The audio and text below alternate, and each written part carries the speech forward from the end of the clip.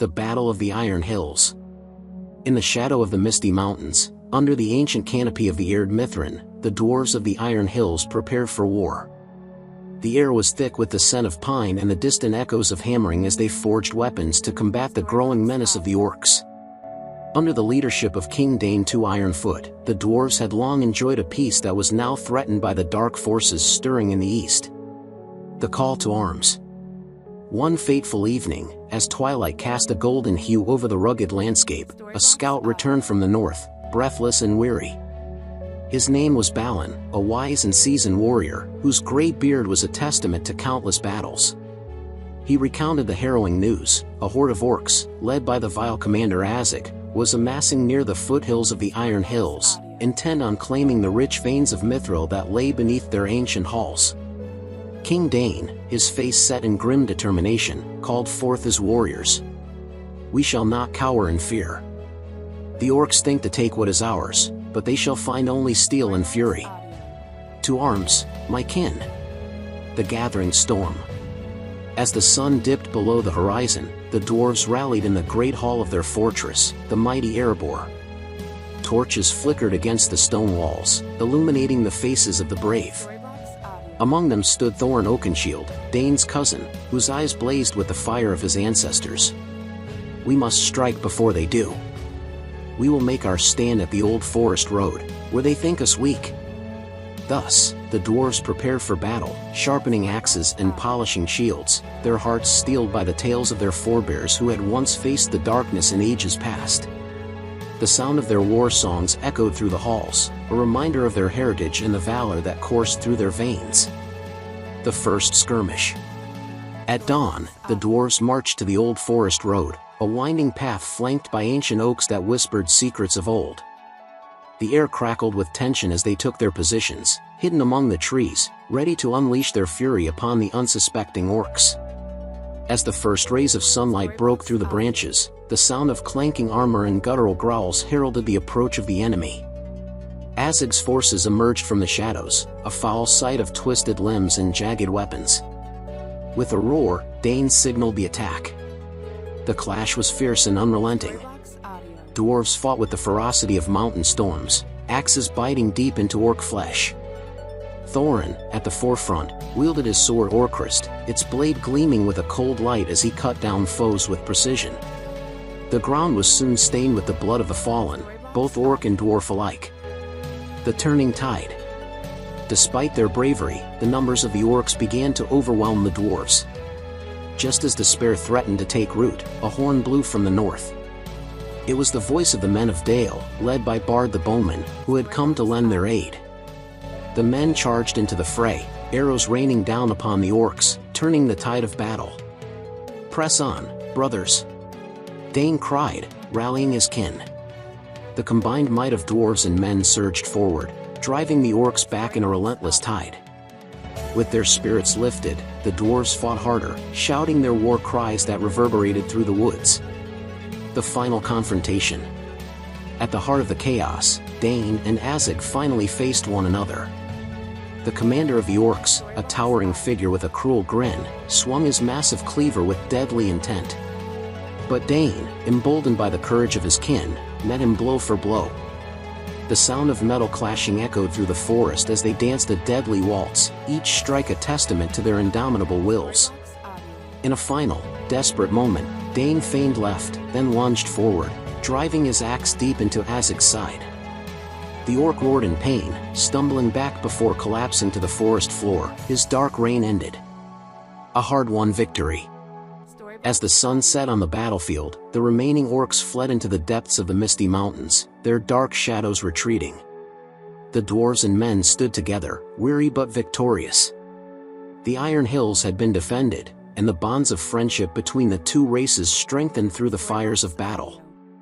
In the days that followed, the dwarves returned to their halls, their hearts filled with pride. They would tell tales of the Battle of the Iron Hills for generations, of how the courage of dwarves and the valor of men had triumphed over darkness. As the stars twinkled in the night sky, they knew that as long as they stood united, no shadow could extinguish their light. New threats after the defeat of Azig. With the fall of Azig, the Iron Hills and the surrounding realms celebrated a hard-won victory. However, in the dark corners of Middle-earth, new threats began to stir, each more menacing than the last. 1. The rise of the necromancer. In the distant, shadowy realms of Dol Guldur, whispers of the necromancer grew louder. Though defeated in his previous attempts to claim power, he was not vanquished. With Azog's defeat, he saw an opportunity to rally the remnants of the orc armies and forge alliances with other dark creatures.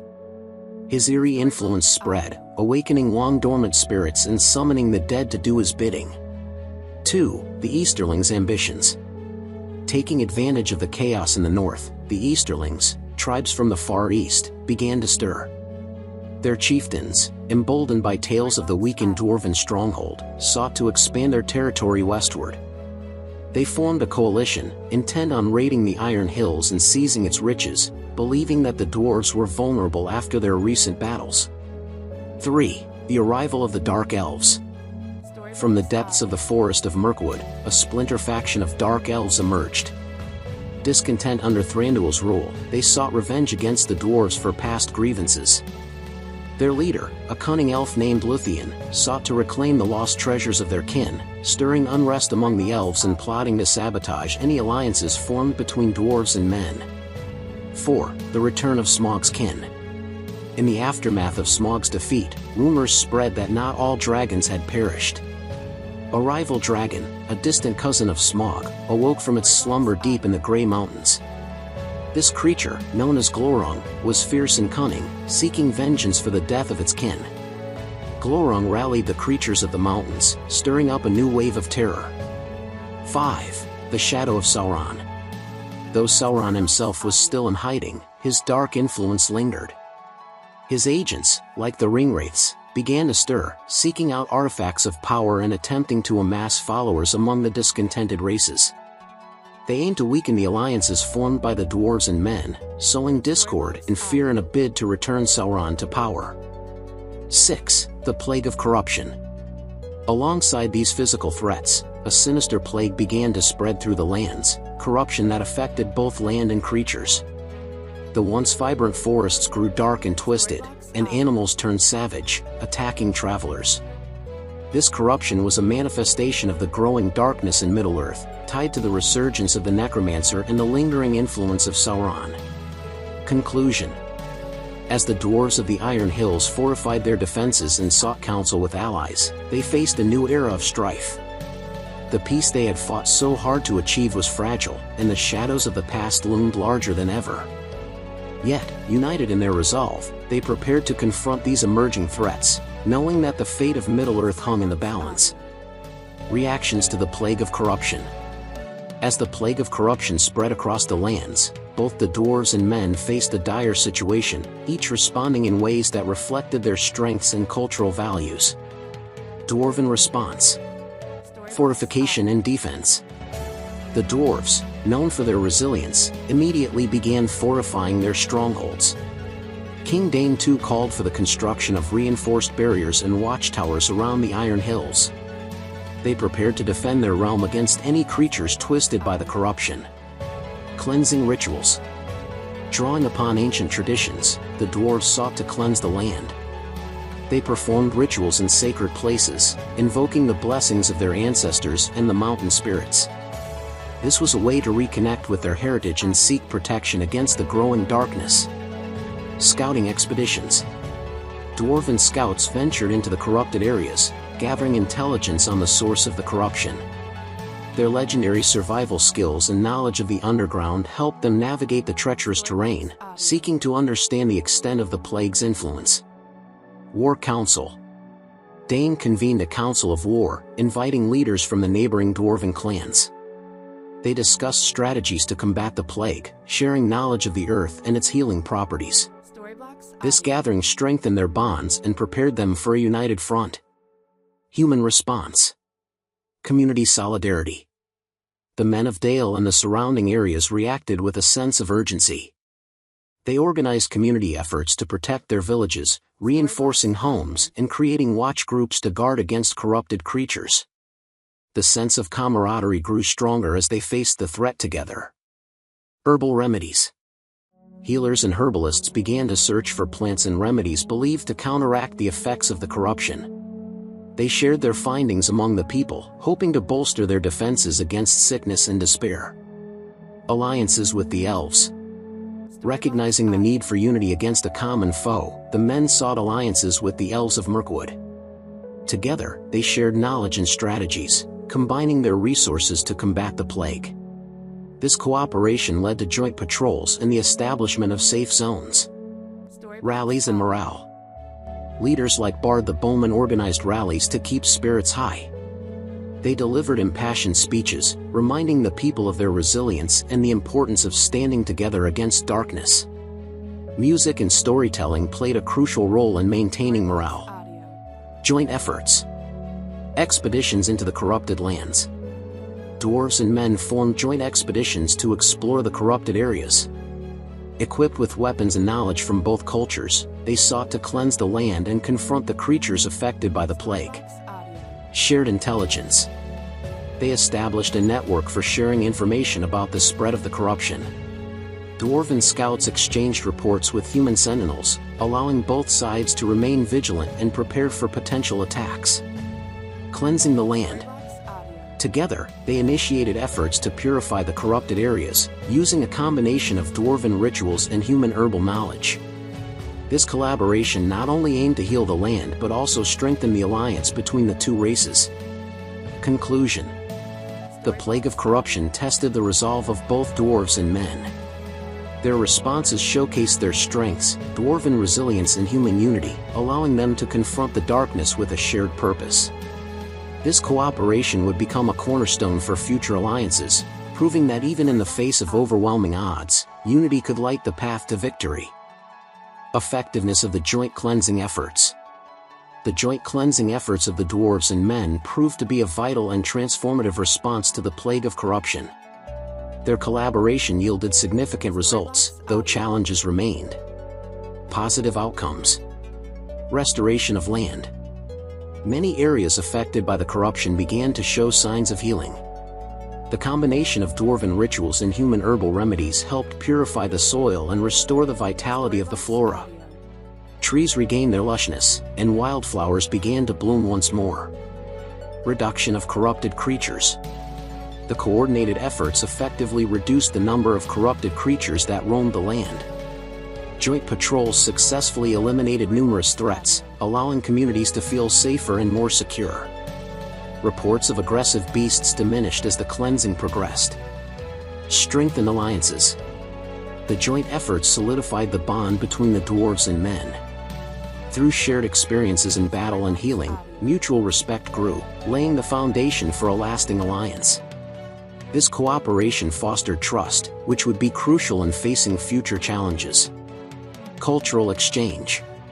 The cleansing efforts also led to an exchange of knowledge and traditions. Dwarves shared their ancient rituals while humans introduced new herbal techniques. This cultural sharing enriched both communities, enhancing their resilience against future threats. Challenges faced. Lingering corruption. While many areas showed improvement, some pockets of deep corruption proved resistant to their efforts. These areas required ongoing attention and specialized strategies, as the effects of the darkness lingered stubbornly. Emerging threats. As the cleansing progressed, new threats emerged, including remnants of corrupted creatures and the influence of darker forces tempting the weakened. The threat of the necromancer and other dark entities loomed large, complicating their efforts. Resource strain. The extensive cleansing operations placed a strain on resources. Both communities faced challenges in maintaining supplies for the rituals and remedies, necessitating further cooperation and logistics to sustain their efforts. Conclusion. In the end, the joint cleansing efforts of the dwarves and men were quite effective, leading to significant restoration of the land and a reduction in the immediate threat of corruption. However, the challenges they faced highlighted the ongoing nature of their struggle against the darkness in Middle-earth. The alliance forged through adversity would serve them well, preparing them for the trials that lay ahead. Together, they emerged stronger, united in their resolve to protect their realms from the encroaching shadows. Strategies to combat lingering corruption. To address the lingering corruption that persisted despite their initial cleansing efforts, the dwarves and men employed a variety of specific strategies. 1. Targeted purification rituals. Dwarven rituals. The dwarves performed ancient purification rites at key sites of corruption, using sacred stones and invoking ancestral spirits. These rituals aimed to cleanse the land spiritually and physically. Human ceremonies. Men conducted ceremonies involving songs and prayers to the earth and nature spirits, calling for healing and protection. These gatherings fostered community spirit and collective purpose. 2. Herbal remedies and natural treatments. Collecting local herbs. Herbalists from both communities worked together to gather plants known for their healing properties. They created poultices and tonics to treat ailments caused by the corruption. Creating barriers. Special herbal concoctions were used to create natural barriers around areas still affected, preventing the spread of corruption to healthier regions. 3. Regular patrols and monitoring. Joint patrols. Dwarven warriors and human sentinels formed mixed patrol teams to monitor areas at risk of recorruption. Their combined strength and skills allowed for swift responses to any signs of emerging threats. Observation posts. They established observation posts in key locations to keep watch over the most affected areas, ensuring early detection of any resurgence of corruption. 4. Community engagement and education. Workshops and training. Both communities organized workshops to educate their members on identifying signs of corruption and the importance of maintaining vigilance in their lands. Volunteer efforts. Citizens were encouraged to participate in ongoing cleansing efforts, fostering a sense of ownership and responsibility toward their environment. 5. Collaboration with elven healers. Elven expertise. The men and dwarves sought the knowledge of elven healers from Mirkwood, known for their deep understanding of nature and its healing properties. This collaboration brought new techniques and insights. Shared resources. The elves provided rare ingredients and lore about ancient practices, enhancing the effectiveness of the cleansing processes. 6. Strategic land management. Controlled reforestation. In areas heavily affected, they implemented controlled reforestation efforts, planting trees and plants known to thrive in corrupted soil to help restore balance. Erosion control. Measures were taken to prevent soil erosion in newly healed areas, ensuring that the land remained stable and capable of supporting life. Conclusion. Through these specific strategies, the dwarves and men effectively tackled the lingering corruption in their lands. By combining their strengths, knowledge, and resources, they not only addressed the immediate threats but also fostered a deeper connection between their communities, ensuring a united front against future challenges. Their proactive and collaborative approach became a model for resilience in the face of darkness. Unforeseen consequences of the strategies. While the strategies employed by the dwarves and men to combat lingering corruption were largely effective, several unforeseen consequences emerged. 1. Ecological imbalance. Invasive species. The reforestation efforts inadvertently introduced some non-native plant species that began to thrive in the newly restored areas. These invasive plants outcompete local flora, disrupting the natural ecosystem and leading to a decline in native biodiversity. Wildlife displacement. As new plants took hold, some local wildlife struggled to adapt, causing shifts in animal populations and leading to an imbalance in the food chain. 2. Increased tension among races. Resource competition. As both communities shared resources for cleansing efforts, competition arose over limited supplies of rare herbs and materials. This led to misunderstandings and tensions, occasionally sparking disputes between dwarves and men. Cultural clashes. Differences in rituals and approaches to healing sometimes resulted in friction, as traditionalists from both sides resisted some of the collaborative methods proposed by the other. 3. Rising corruption elsewhere. Neglect of other areas. With a focused effort on severely affected regions, other areas at risk of corruption were inadvertently neglected. This allowed corruption to take root in these less monitored locations, creating new pockets of darkness that went unnoticed until they escalated. Spread of corrupted creatures. As patrols concentrated on specific zones, some corrupted creatures began to migrate to unprotected areas, leading to attacks on villages that were previously safe. 4. Over-reliance on elven knowledge. Dependency issues. The collaboration with elven healers, while beneficial, created a dependency on their knowledge and resources. When the elves withdrew to attend to their own realms, both dwarves and men found themselves at a loss for effective healing strategies, highlighting the need for self-sufficiency. 5. Psychological impact on communities. Fear and paranoia, the persistent threat of corruption, even after initial successes, led to increased anxiety among the populations. People became overly cautious, which sometimes hampered community engagement and cooperation. Mistrust of nature. Some individuals began to view the natural world with suspicion, fearing that it could turn against them again. This shift in perception affected agricultural practices and outdoor activities, leading to a more insular way of life. Conclusion.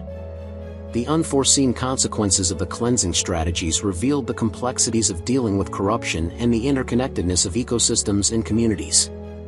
While the efforts brought about significant healing, they also highlighted the need for ongoing vigilance, adaptability, and open communication among the races of Middle-earth.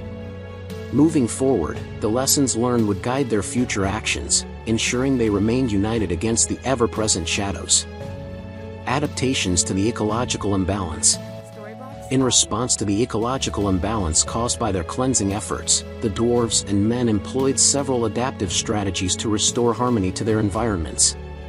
1. Monitoring and assessment.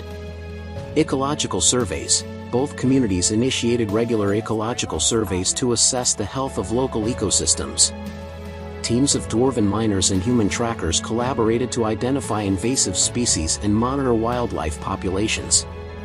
Data sharing. They established a system for sharing findings, allowing both races to stay informed about changes in the environment and adapt their strategies accordingly. 2. Invasive species management. Controlled removal. Dwarven warriors and human farmers worked together to remove invasive plants manually. They organized community events focused on clearing these species, fostering a sense of shared responsibility. Restoration planting. To counteract the spread of invasive species, they implemented targeted planting of native flora known to thrive in the region, helping to restore the ecological balance over time. 3. Wildlife conservation efforts. Habitat protection. They designated protected areas where wildlife could thrive without human interference. This allowed local fauna to recover and repopulate, helping to stabilize ecosystems. Breeding programs. Collaborative programs were established to encourage breeding of native species that had been displaced. This involved creating safe zones and feeding programs to support wildlife populations. 4. Sustainable practices. Agricultural innovations. Farmers began to adopt more sustainable agricultural practices, such as crop rotation and companion planting, to enhance soil health and reduce dependency on specific plant species. Resource management. Both communities developed guidelines for resource extraction to ensure that harvesting of herbs and materials was done sustainably, preventing overexploitation. 5. Cultural integration and education. Workshops on ecology. They organized workshops focused on ecological balance and the importance of biodiversity, educating both dwarves and men about the interconnectedness of their actions and the environment. Cultural exchange programs. Initiatives were created to facilitate cultural exchange, allowing individuals from both communities to learn from each other's traditional practices regarding land stewardship and conservation. 6. Collaborative research. Joint research initiatives. Dwarven scholars and human sages collaborated on research projects to study the ecological impacts of their previous actions. This included exploring ancient texts for traditional knowledge that could inform modern practices. Adaptation strategies. They developed adaptive management strategies based on their findings, allowing them to respond dynamically to ongoing ecological changes. Conclusion. Through these adaptive strategies, the dwarves and men worked diligently to address the ecological imbalance that had arisen from their earlier cleansing efforts. Their commitment to collaboration and sustainability not only helped restore harmony to their environments but also strengthened their alliance, fostering a deeper appreciation for the interconnectedness of nature and their cultures. This proactive approach ensured that they could coexist with their surroundings while remaining vigilant against future threats. Successful agricultural innovations. In their efforts to adapt to ecological imbalances, the dwarves and men implemented several agricultural innovations that proved particularly successful. 1. Crop rotation. Diverse planting. Both communities adopted crop rotation techniques, alternating different crops in the same field across seasons. This practice improved soil fertility, reduced pest populations, and minimized the risk of disease. Nutrient management. By rotating legumes with other crops, they naturally replenished nitrogen levels in the soil, enhancing overall crop yield and health. 2. Companion planting. Mutual benefits. Farmers began to use companion planting, strategically pairing crops that benefited each other. For example, planting beans alongside corn helped fix nitrogen in the soil while providing support for the climbing plants. Pest control. Certain combinations, such as marigolds with vegetables, acted as natural pest repellents, reducing the need for harmful pesticides and promoting healthier harvests. 3. Terracing and contour farming. Erosion prevention. In hilly areas, both dwarves and men implemented terracing and contour farming to prevent soil erosion.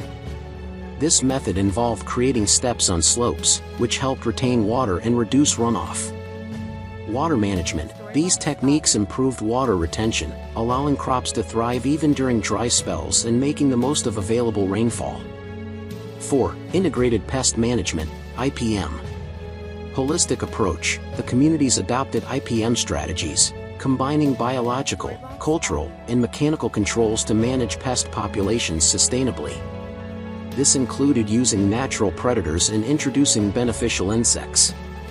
Monitoring systems. Regular monitoring of pest levels allowed for timely interventions, minimizing reliance on chemical treatments and promoting a healthier ecosystem. 5. Community gardens and cooperative farming.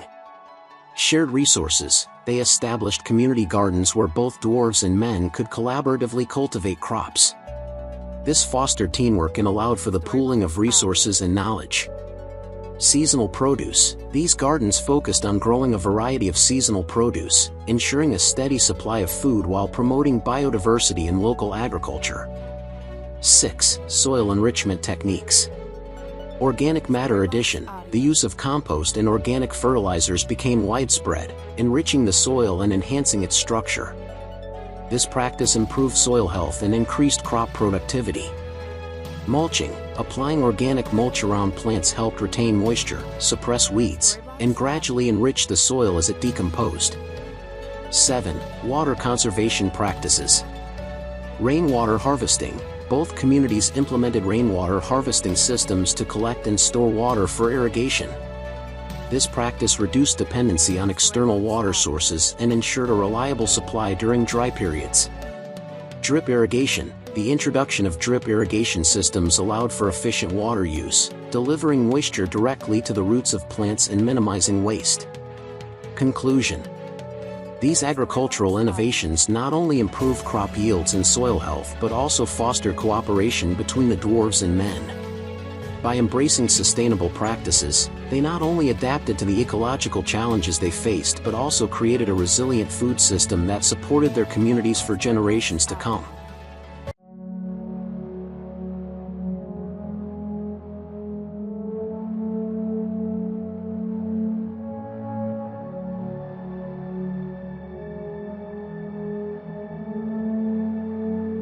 Storyblocks Audio.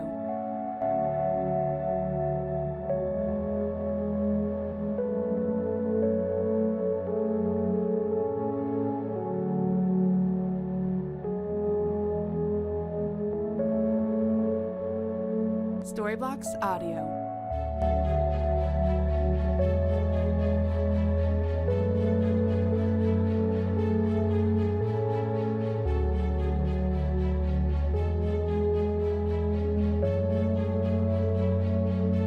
Storyblocks Audio.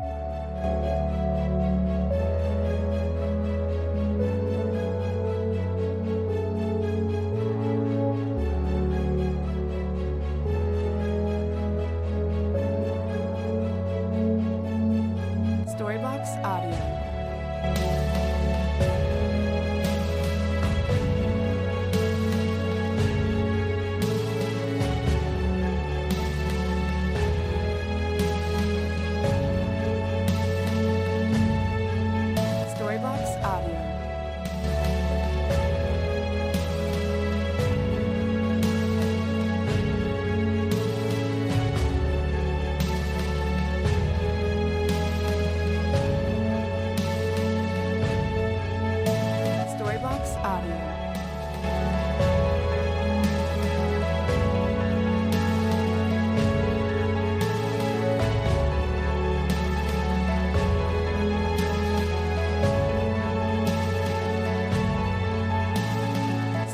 Storybox Audio.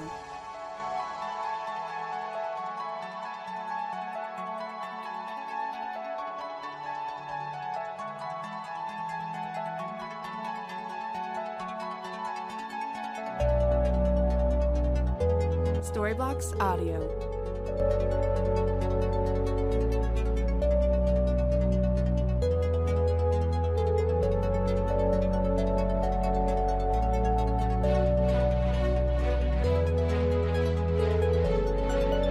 Storybox Audio.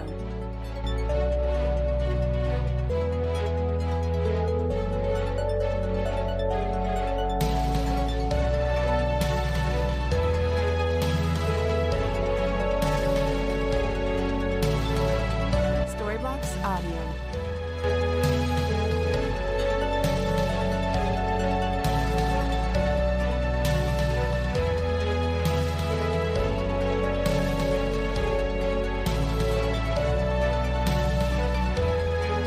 Storybox Audio.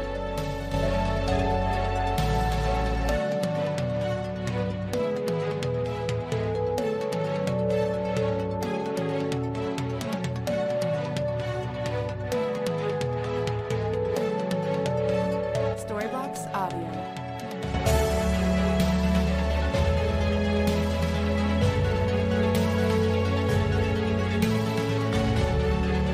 Storybox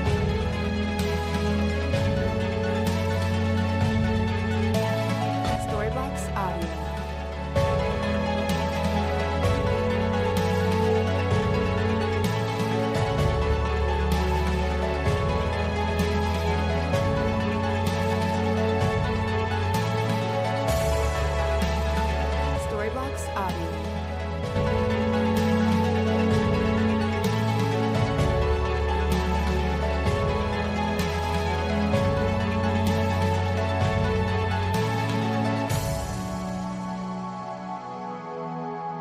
Storybox Audio.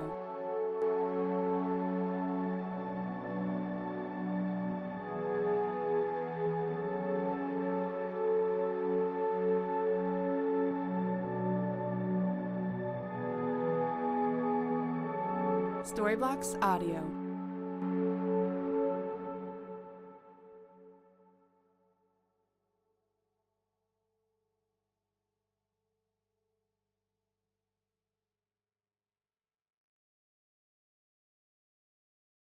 Storybox Audio.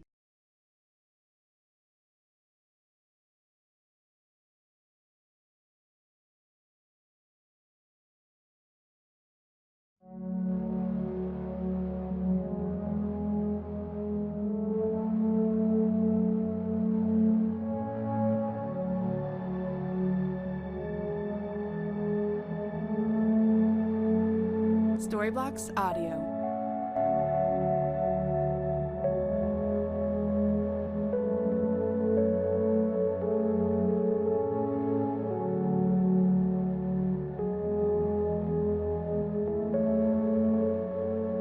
Storybox Audio.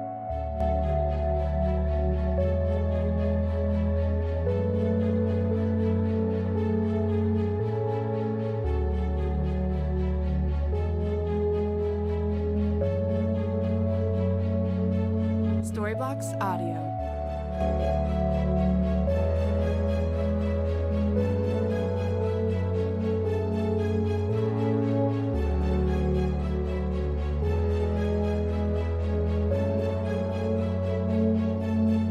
Storybox Audio.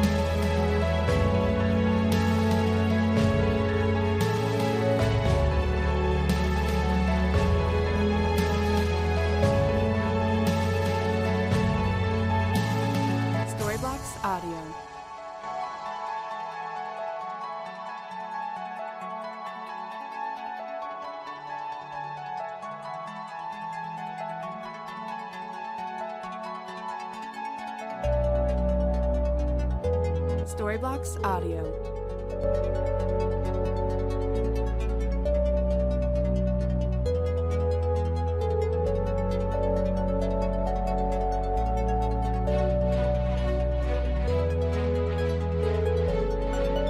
Storybox Audio.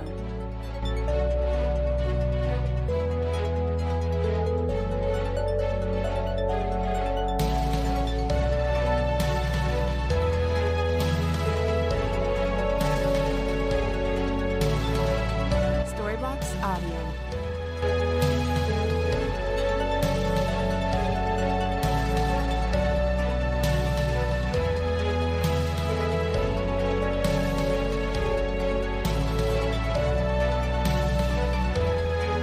Storybox Audio.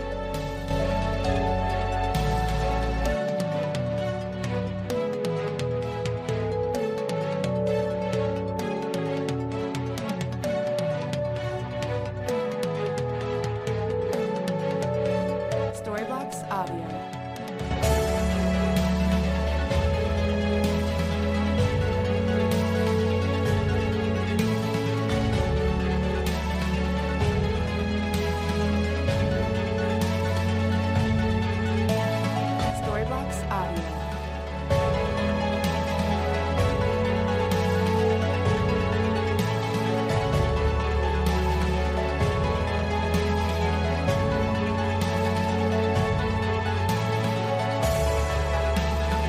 Storybox Audio.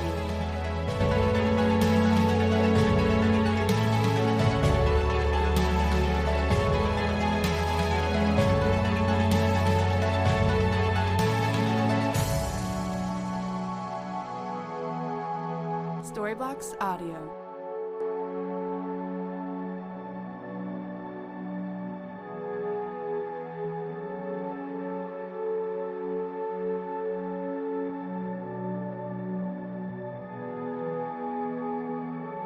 Storybox Audio.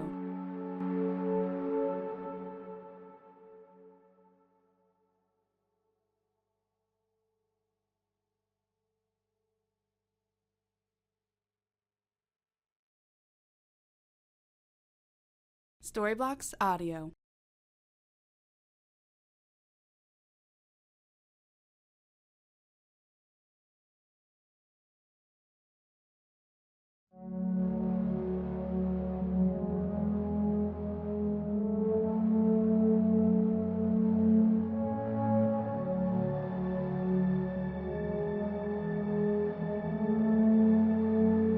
Storybox Audio.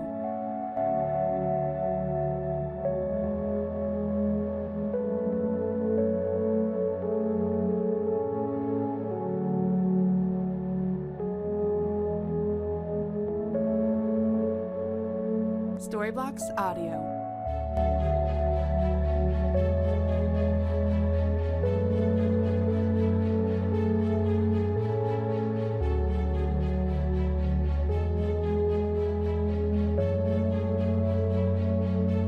Storybox Audio.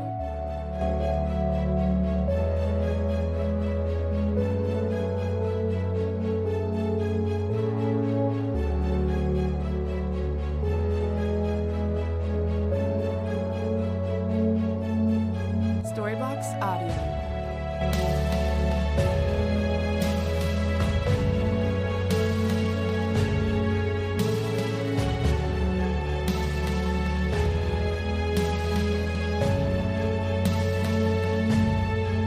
Storybox Audio.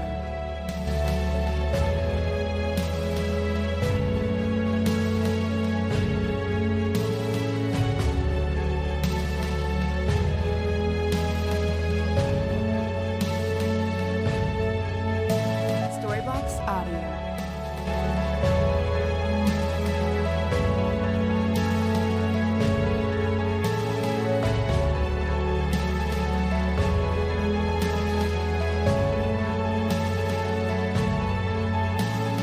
Storybox Audio.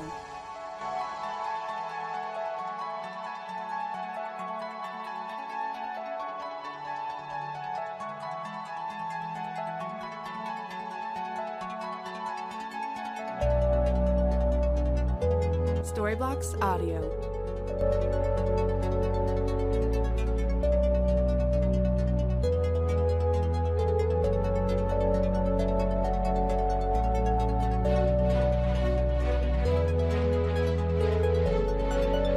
Storybox Audio.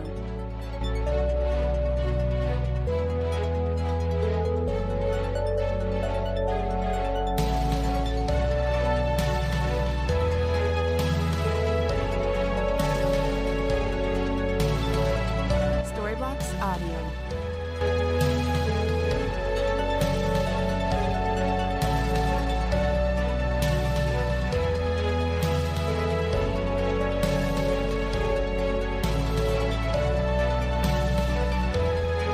Storybox Audio.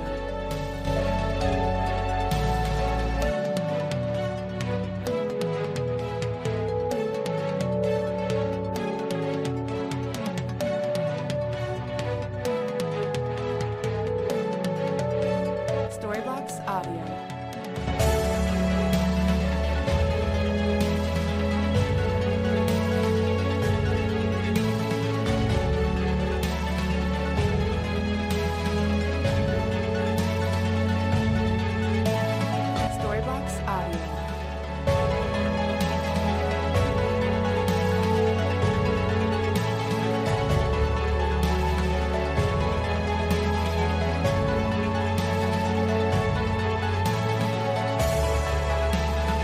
Storybox Audio.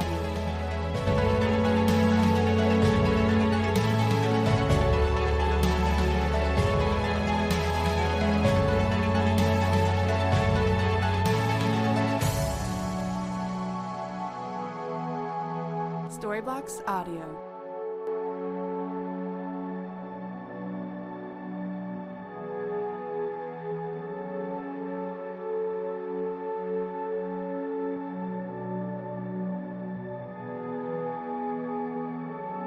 Storybox Audio.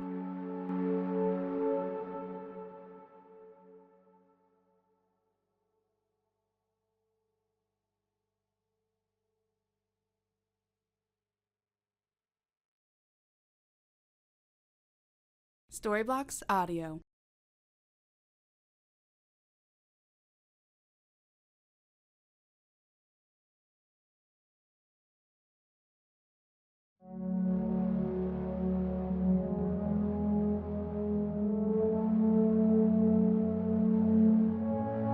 Storybox Audio.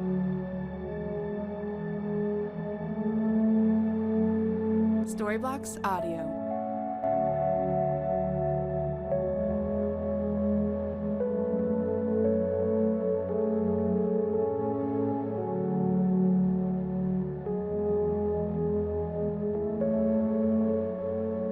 Storybox Audio.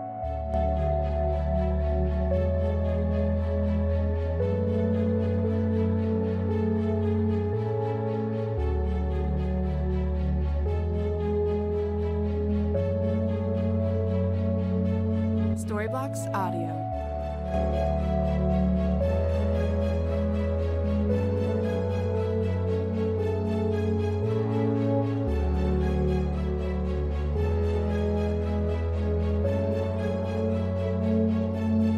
Storybox Audio.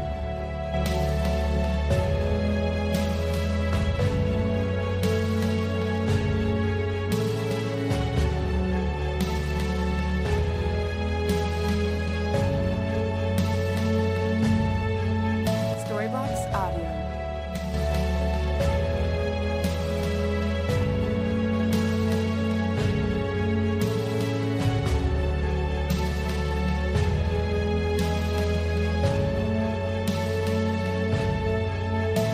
Storybox Audio.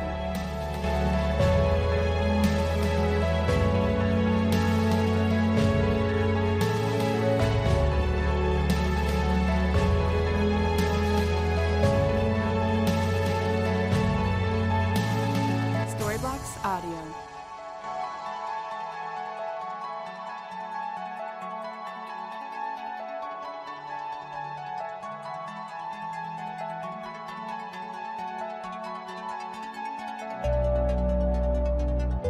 Storybox Audio.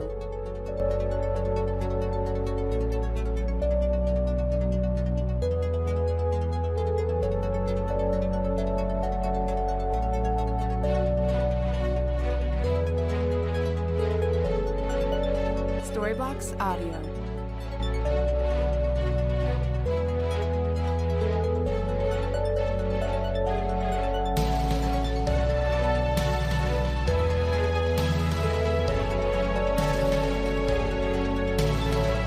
Storybox Audio.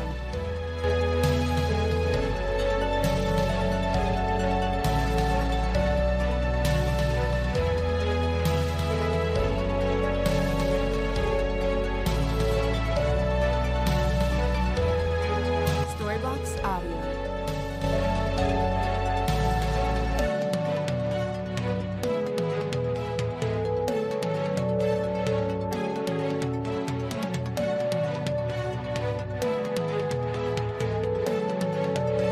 Storybox Audio.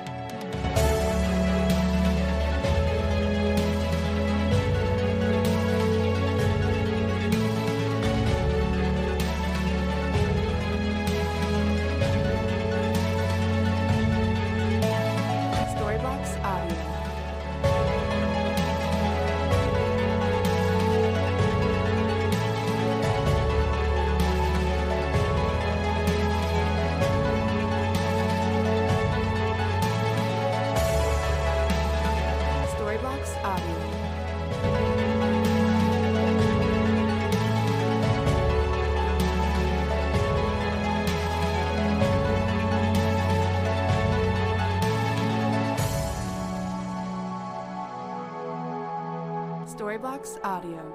Storybox Audio. Storybox Audio.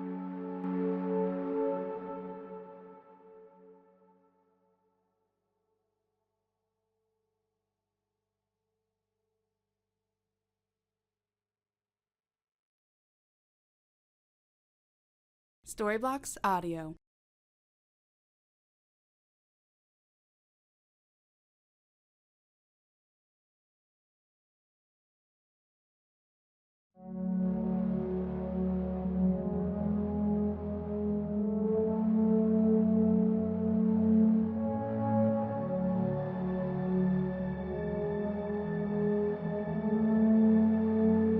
Storybox Audio.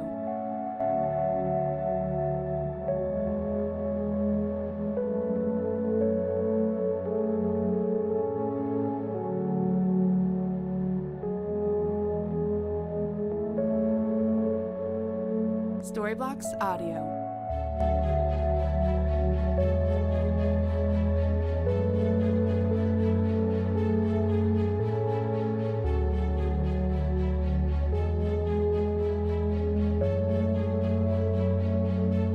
Storybox Audio. Storybox Audio.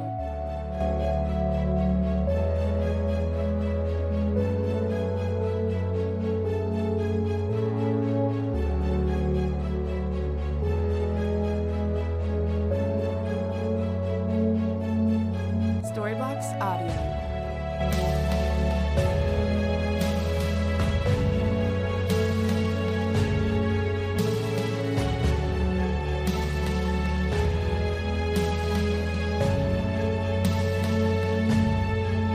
Storybox Audio.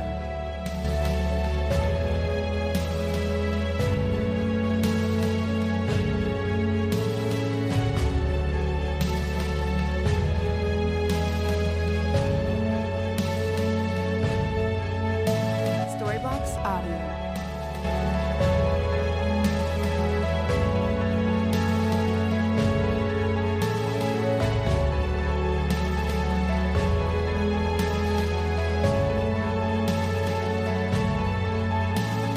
Storybox Audio.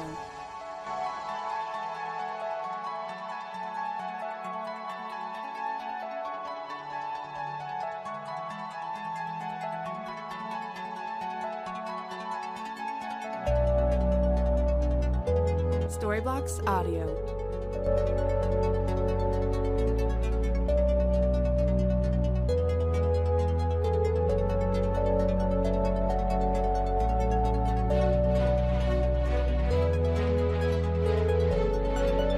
Storybox Audio.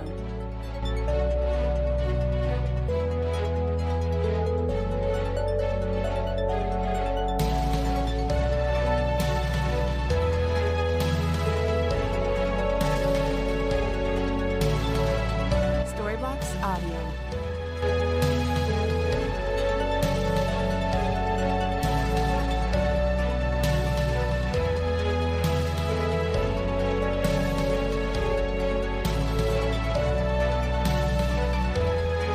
Storybox Audio.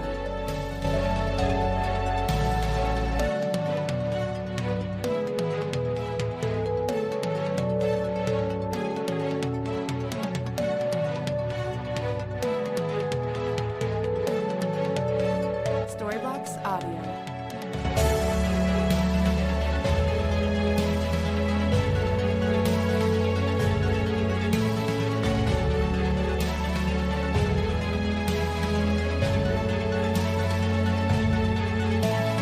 Storybox Audio.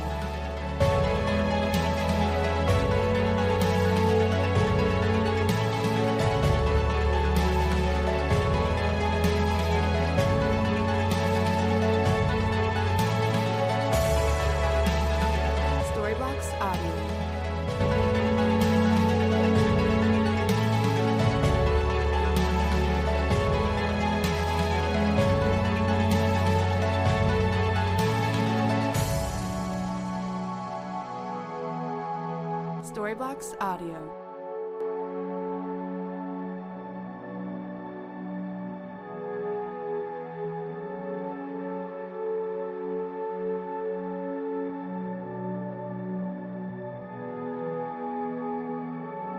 Storybox Audio.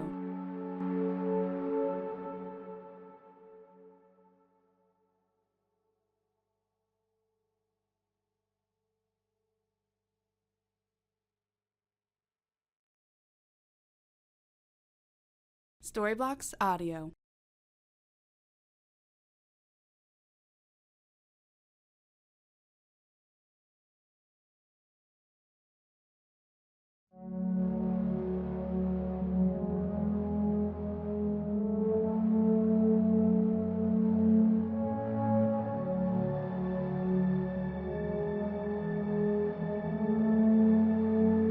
Storybox Audio.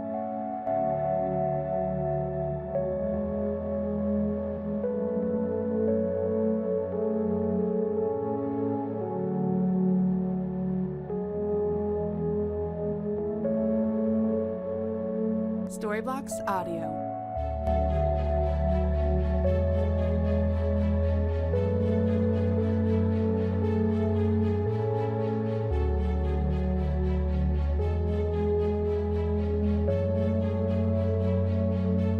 Storybox Audio.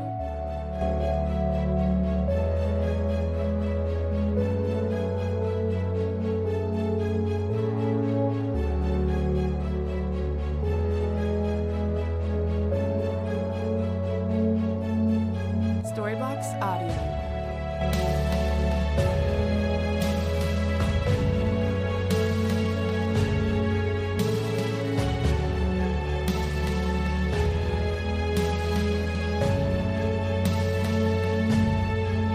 Storybox Audio.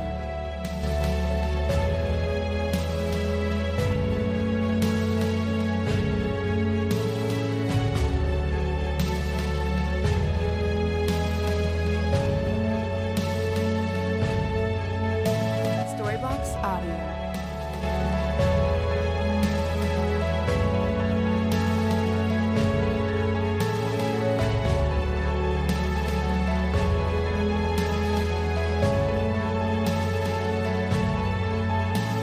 Storybox Audio.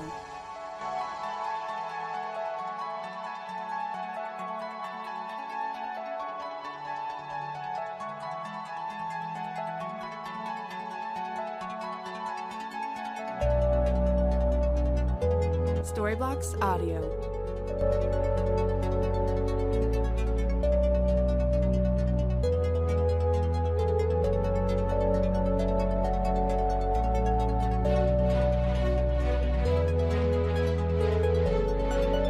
Storybox Audio.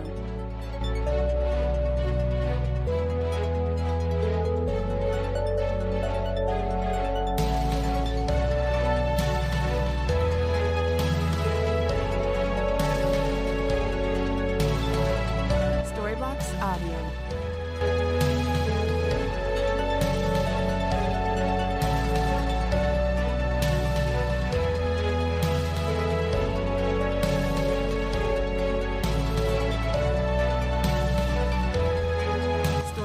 Audio.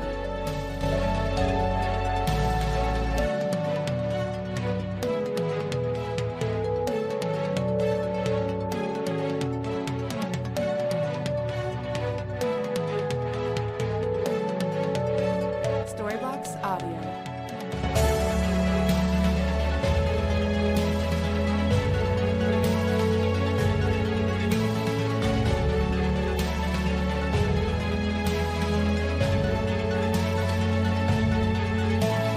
Storybox Audio.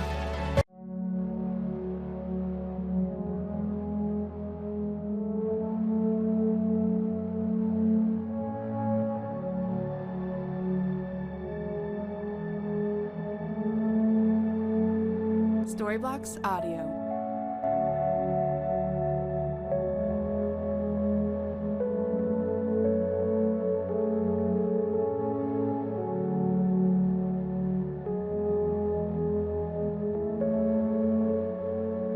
Storybox Audio.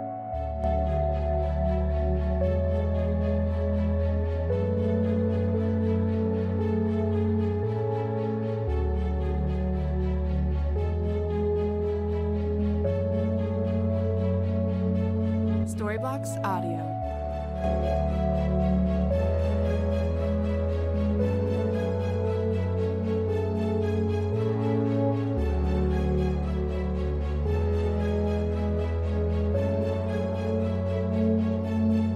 Storybox Audio.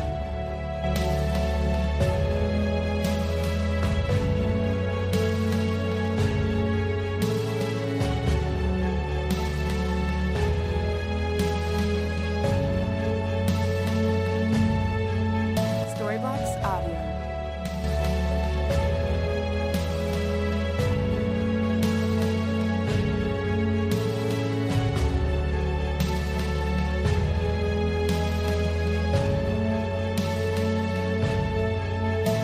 Storybox Audio.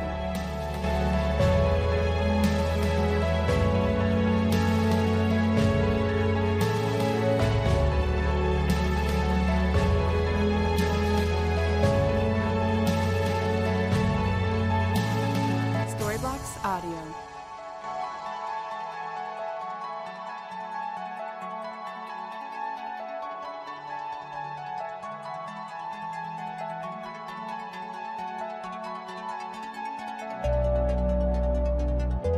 Storybox Audio.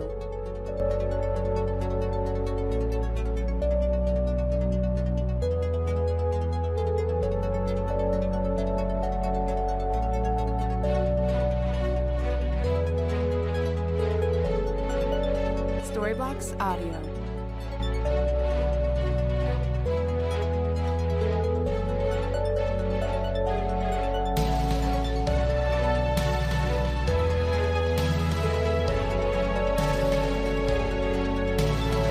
Storybox Audio.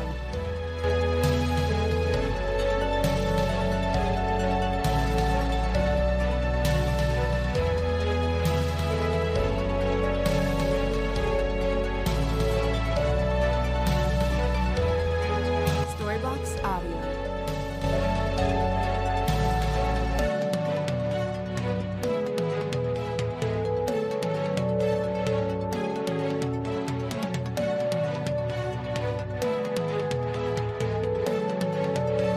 Storybox Audio.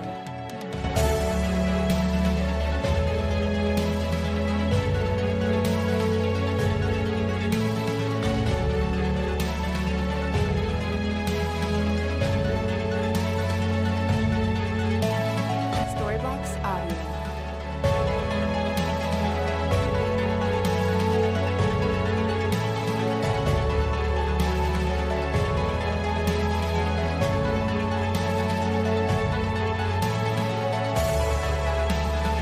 Storybox Audio.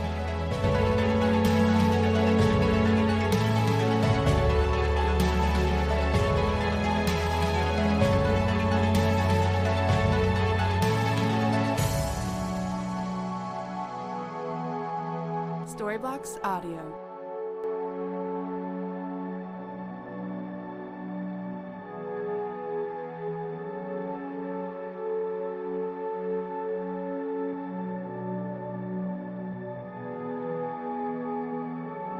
Storybox Audio.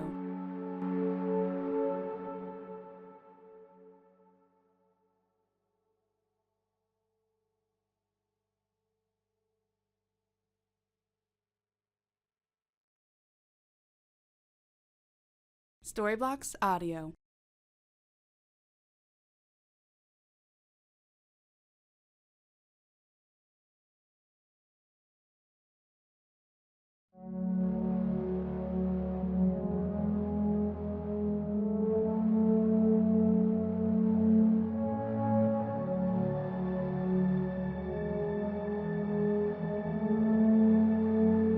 Storybox Audio.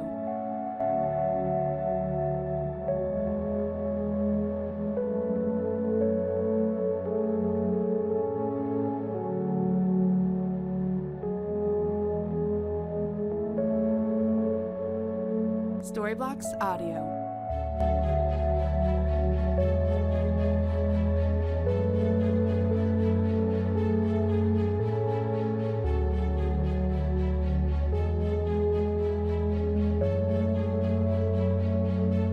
Storybox Audio.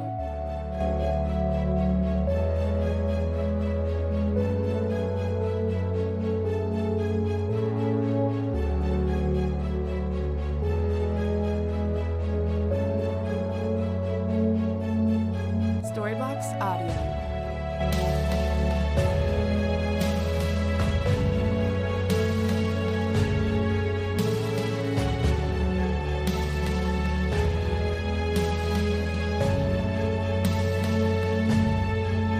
Storybox Audio.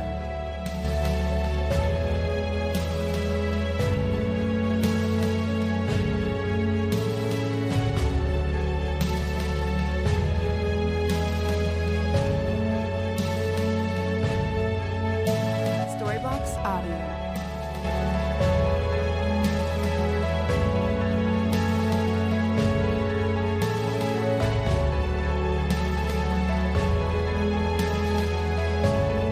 Storybox Audio.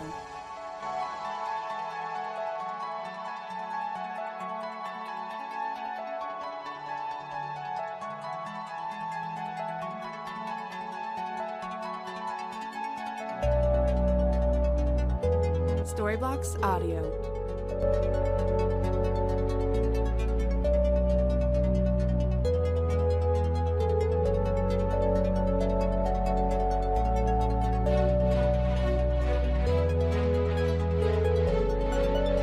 Storybox Audio.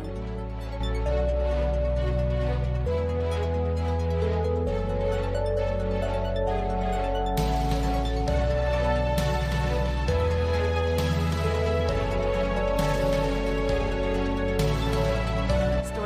Audio.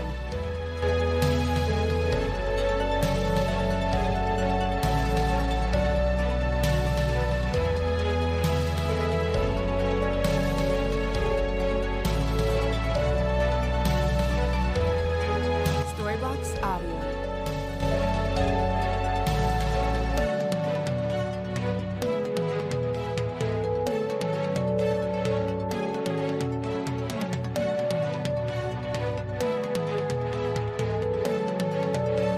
Storybox Audio.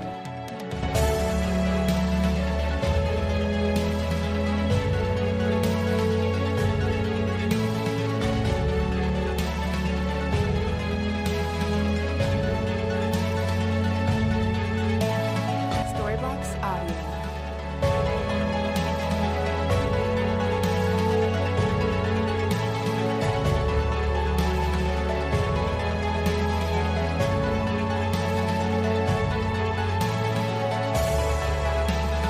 Storybox Audio.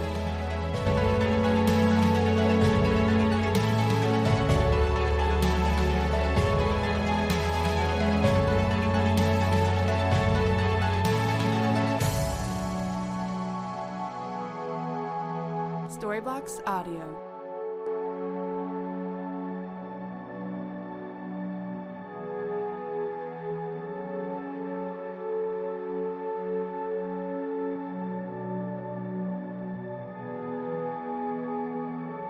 Storybox Audio.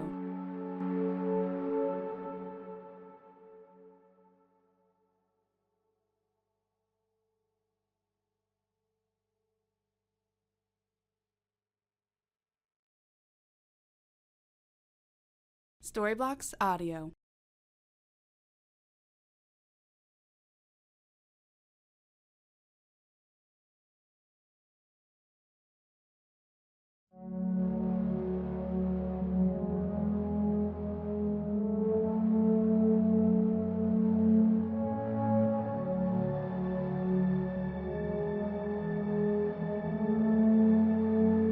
Storyblocks Audio.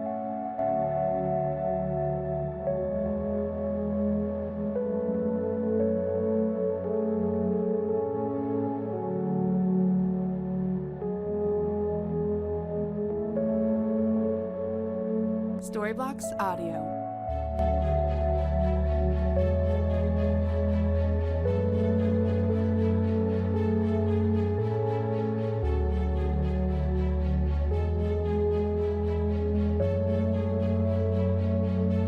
Storyblocks Audio.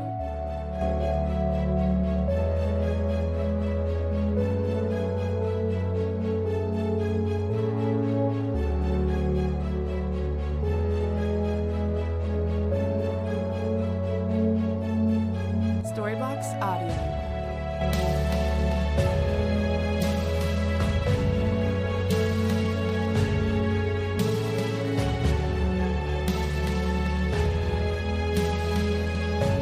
Storyblocks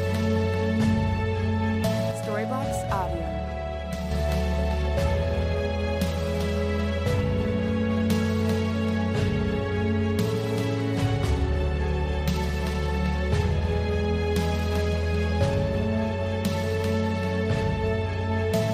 Storyblocks Audio.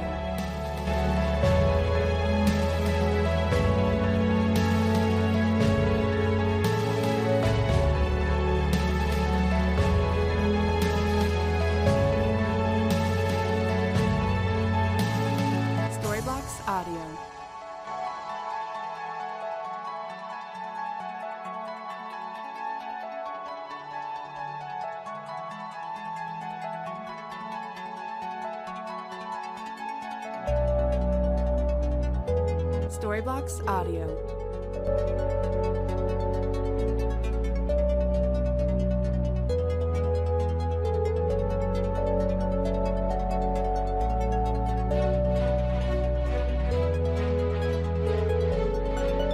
Storyblocks Audio.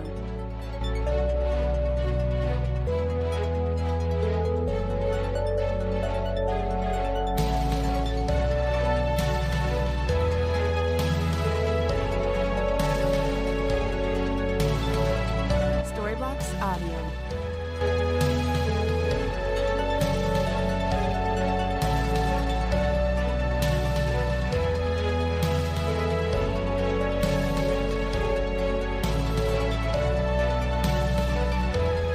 Storyblocks Audio.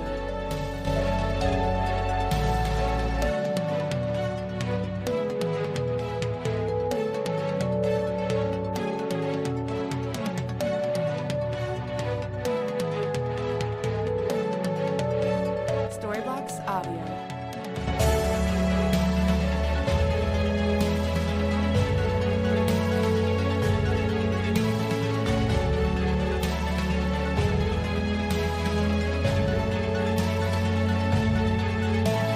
Storyblocks Audio.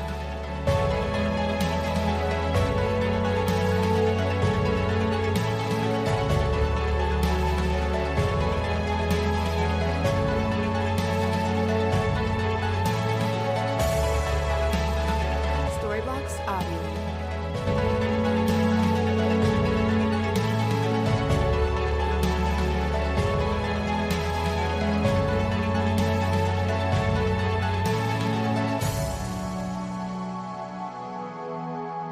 Storyblocks Audio.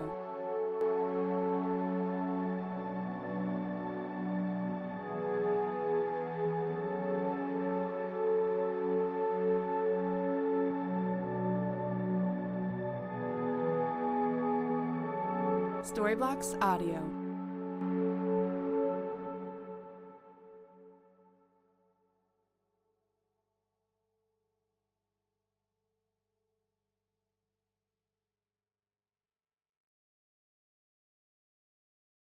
Storyblocks Audio.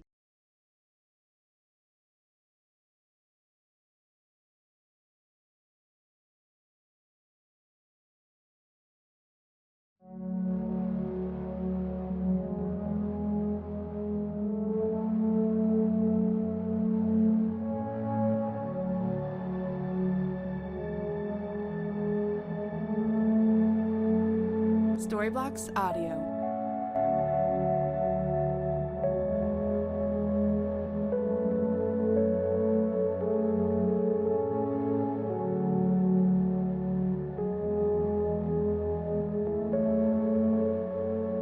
Storyblocks Audio.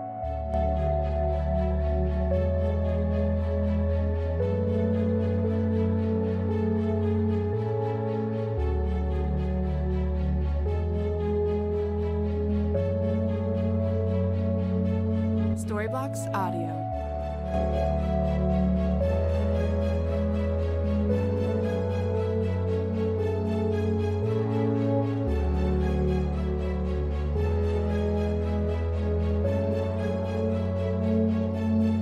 Storyblocks Audio.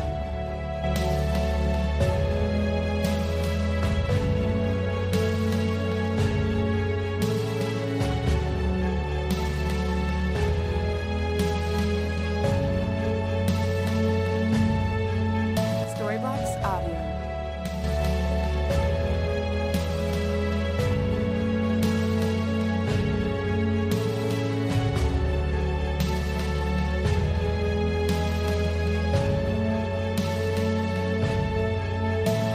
Storyblocks Audio.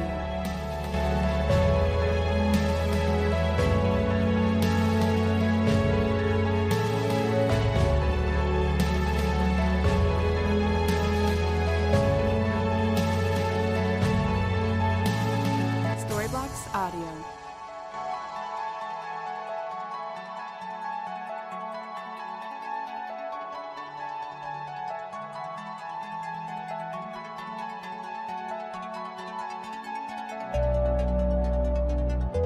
Storyblocks Audio.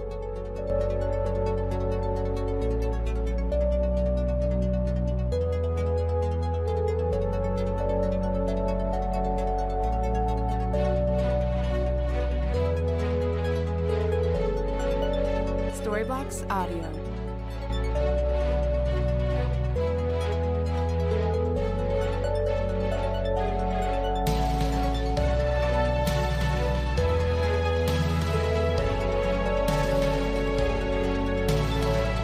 Storyblocks Audio.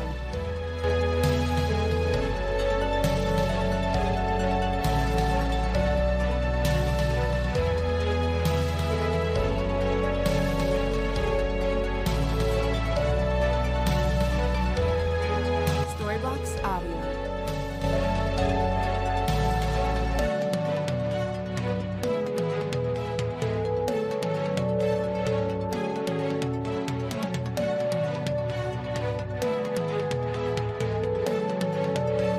Storyblocks Audio.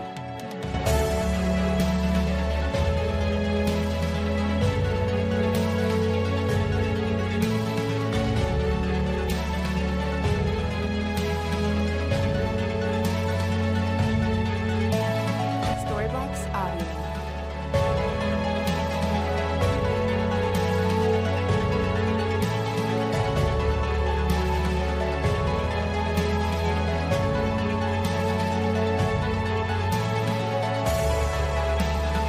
Storyblocks Audio.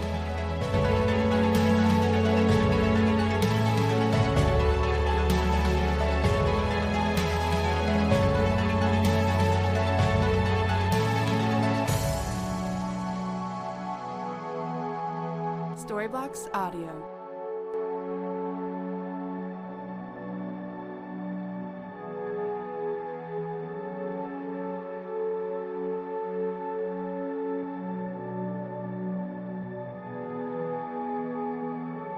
Storyblocks Audio.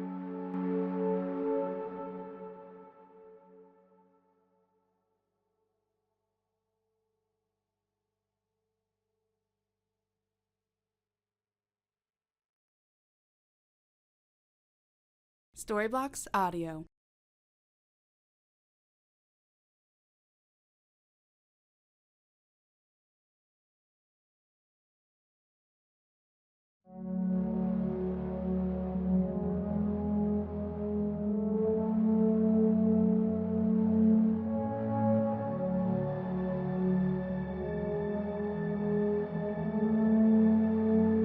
Storyblocks Audio.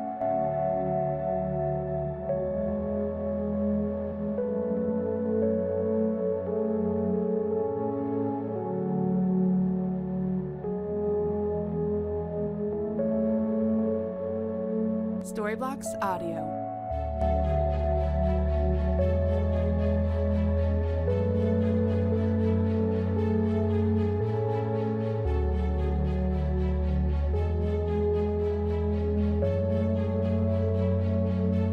Storyblocks Audio.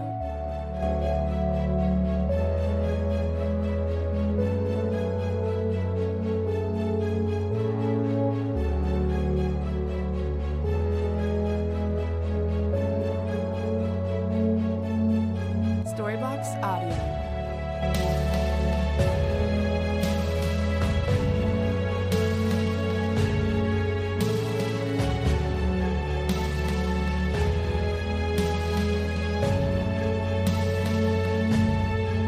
Storyblocks Audio.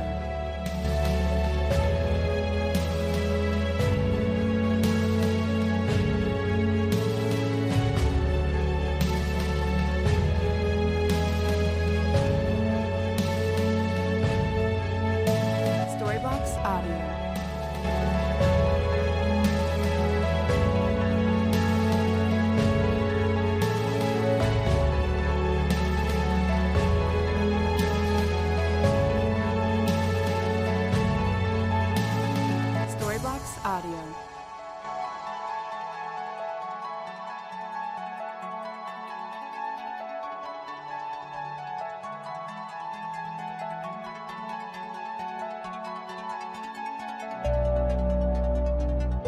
Storyblocks Audio.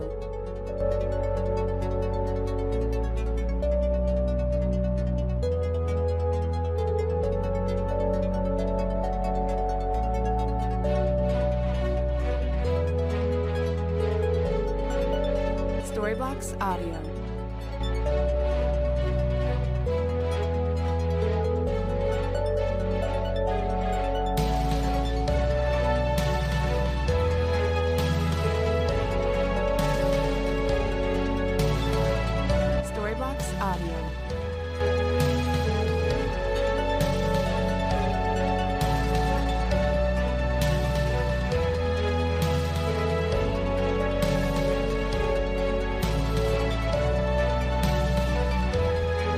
Storyblocks Audio.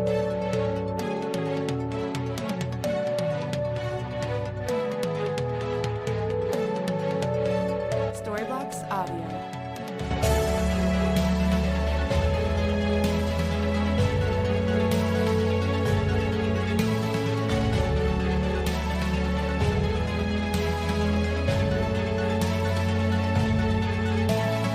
Storyblocks Audio. Storyblocks Audio.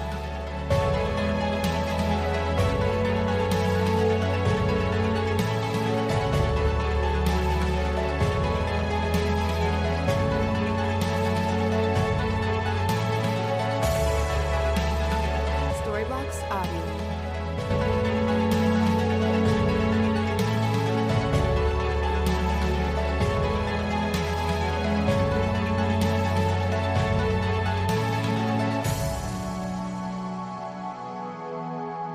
Storyblocks Audio.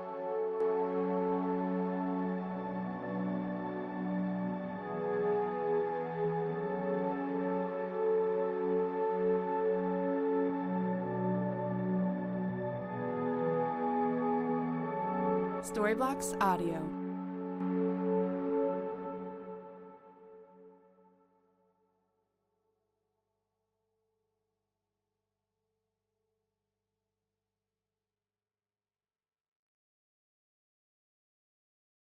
Storyblocks Audio.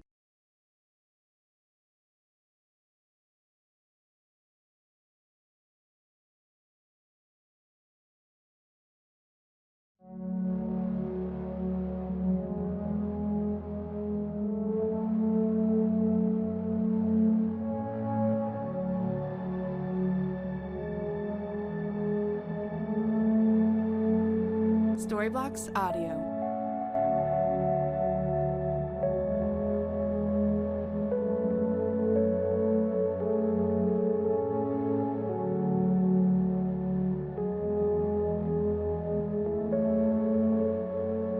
Storyblocks Audio.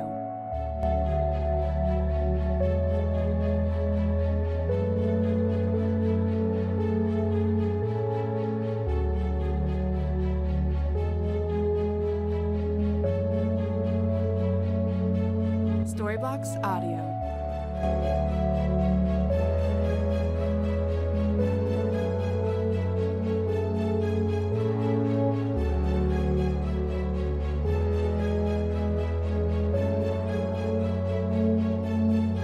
Storyblocks Audio.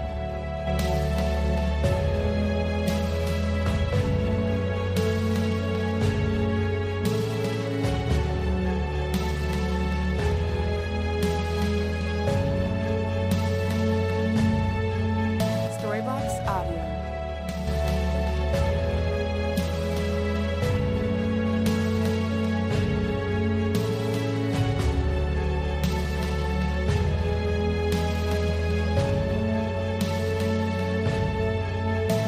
Storyblocks Audio.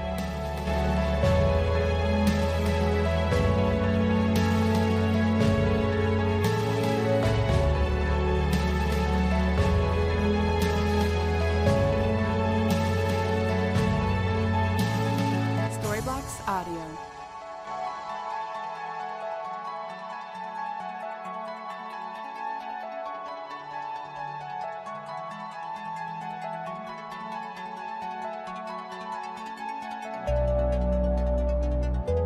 Storyblocks Audio.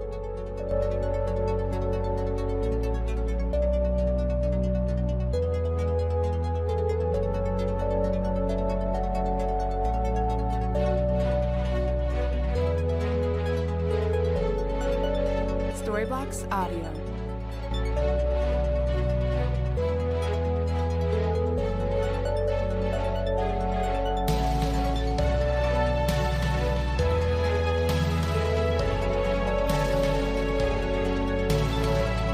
Storyblocks Audio.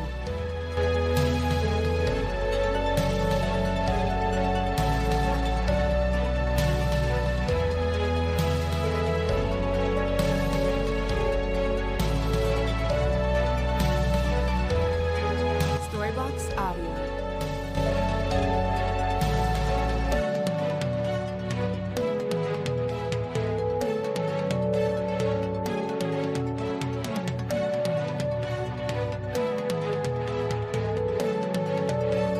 Storyblocks Audio.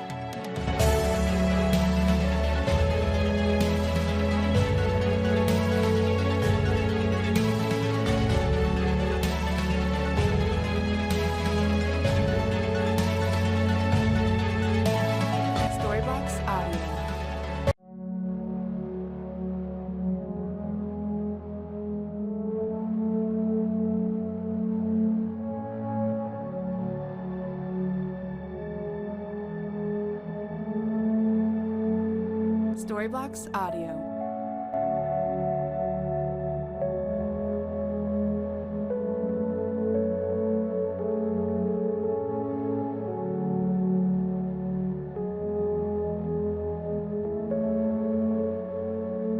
Storyblocks Audio. Storyblocks Audio.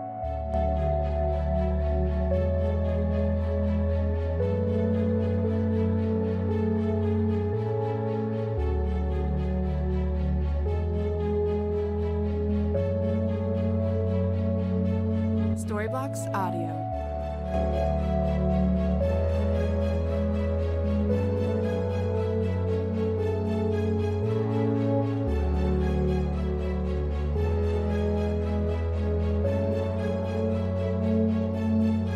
Storyblocks Audio.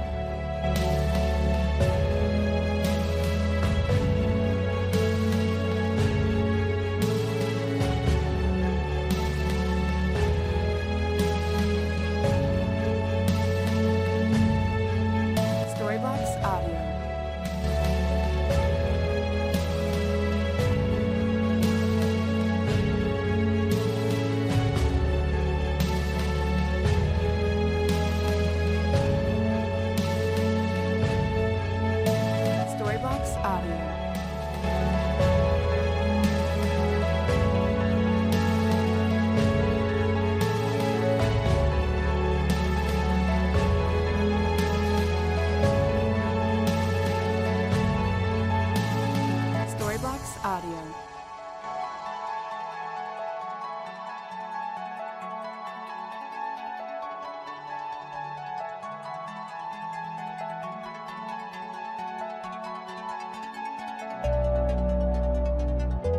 Storybox Audio.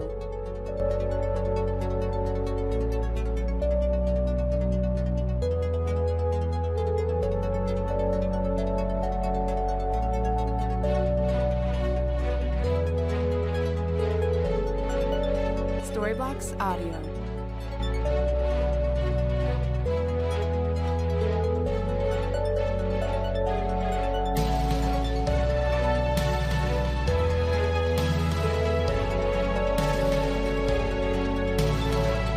Storybox Audio.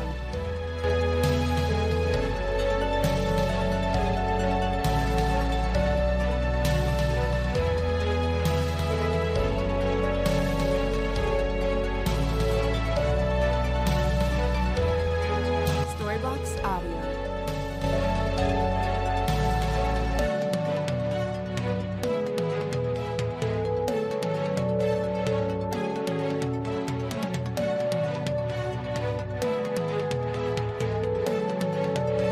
Storybox Audio.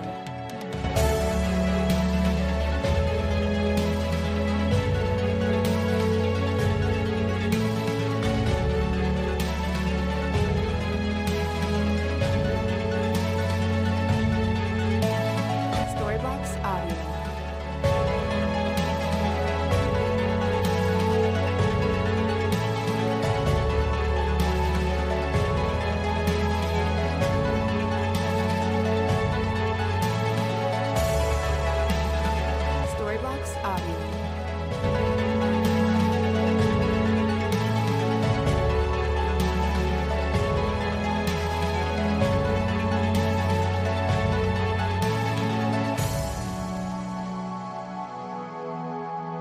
Storybox Audio.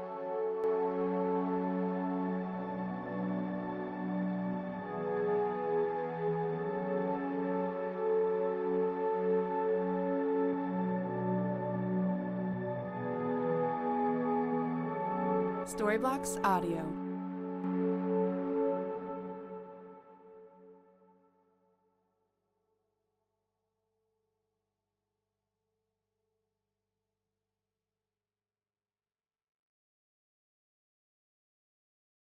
Storybox Audio.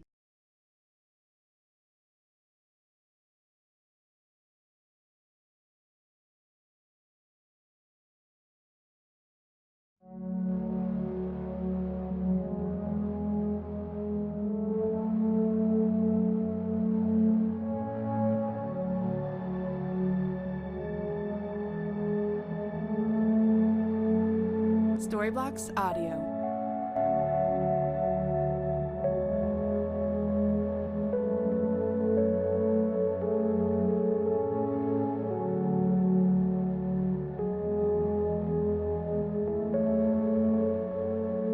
Storybox Audio. Storybox Audio.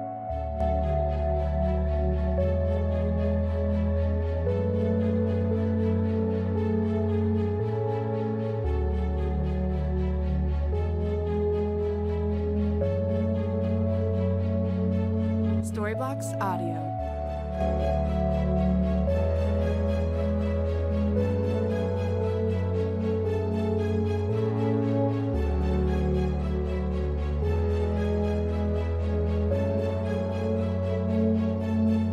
Storybox Audio.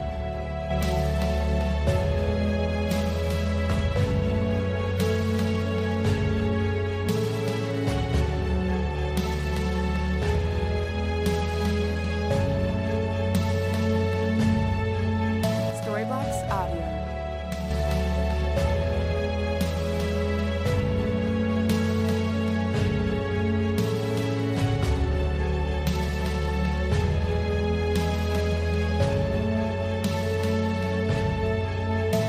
Storybox Audio.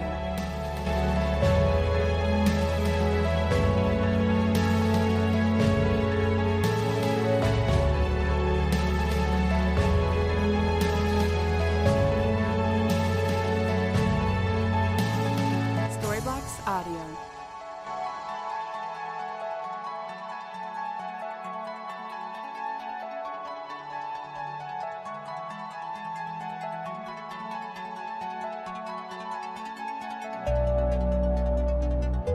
Storybox Audio.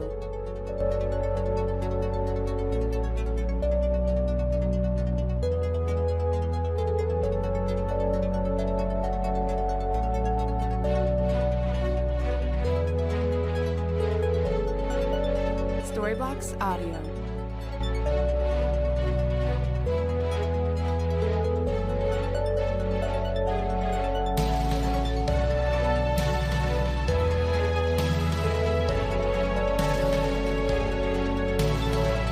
Storybox Audio.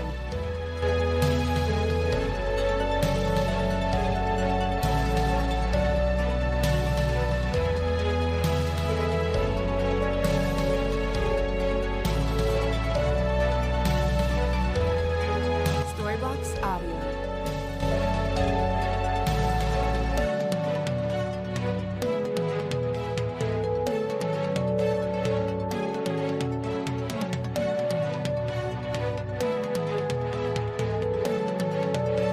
Storybox Audio.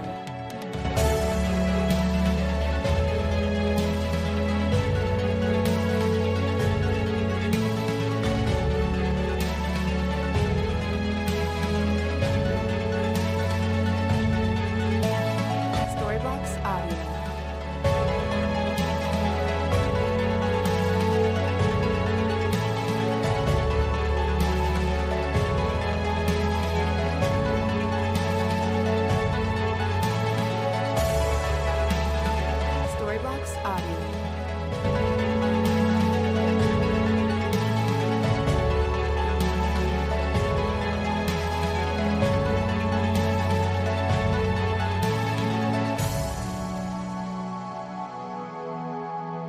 Storybox Audio. Storybox Audio.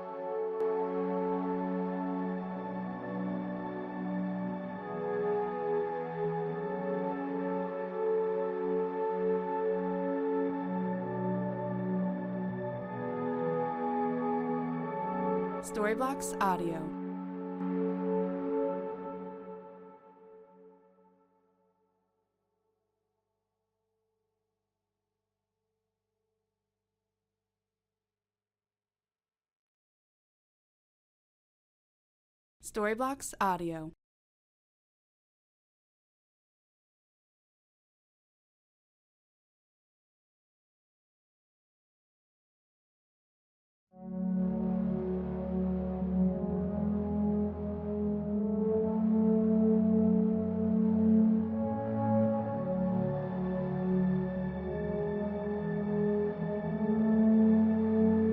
Storybox Audio.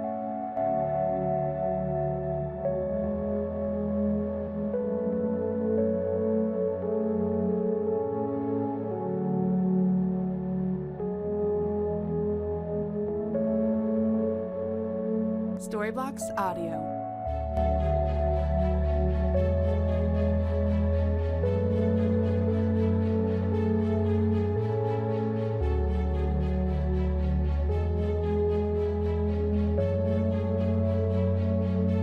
Storybox Audio.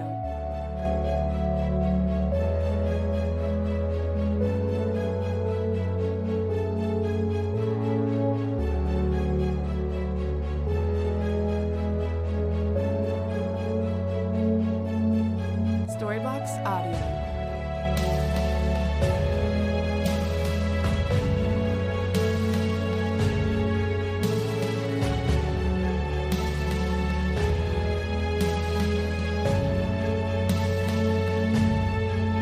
Storybox Audio.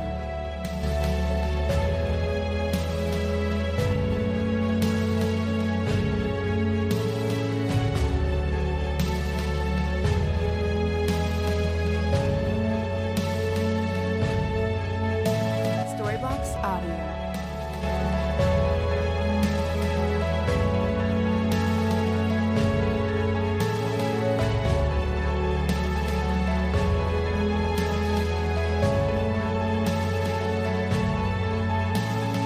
Storybox Audio.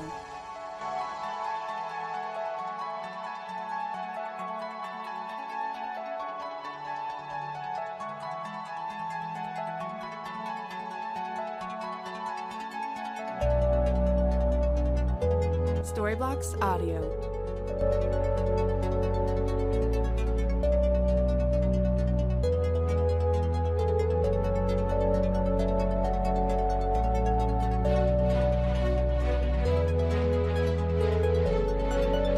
Storybox Audio.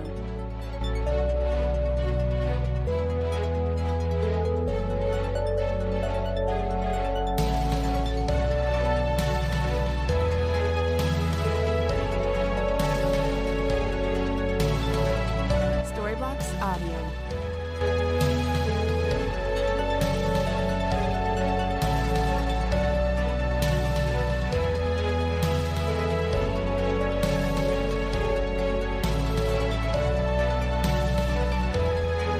Storybox Audio.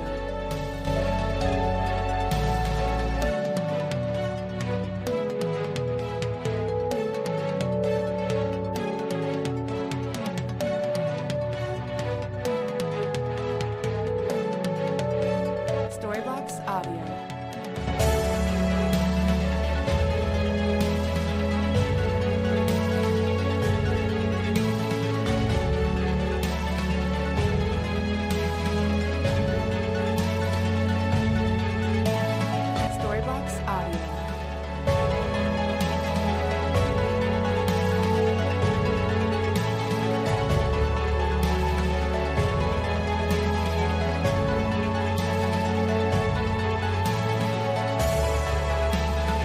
Storybox Audio.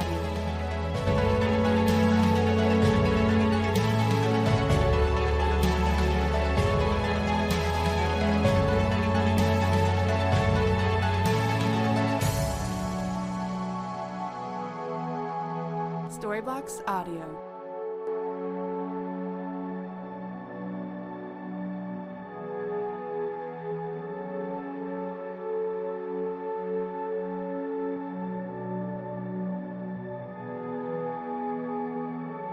Storybox Audio.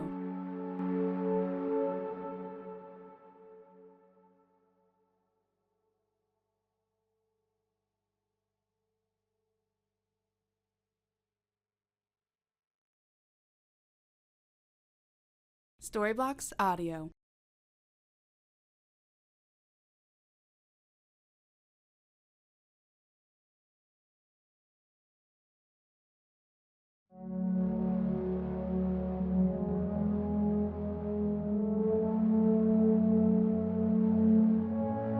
Storybox Audio.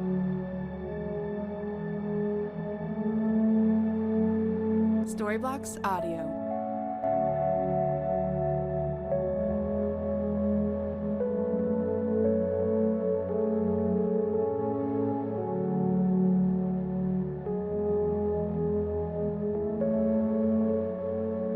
Storybox Audio.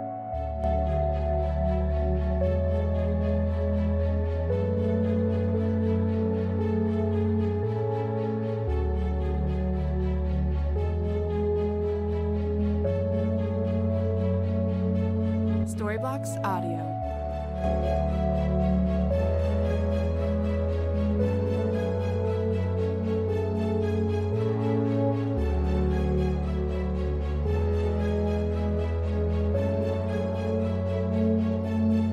Storybox Audio.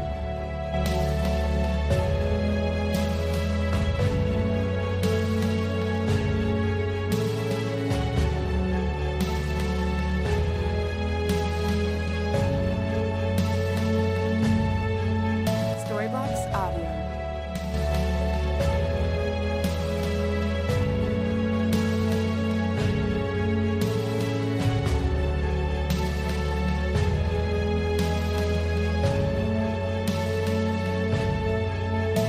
Storybox Audio.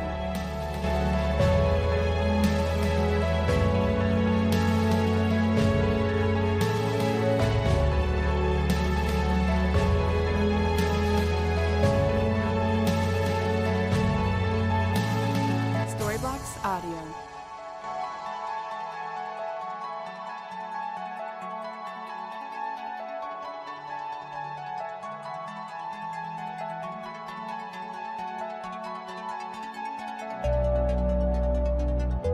Storybox Audio.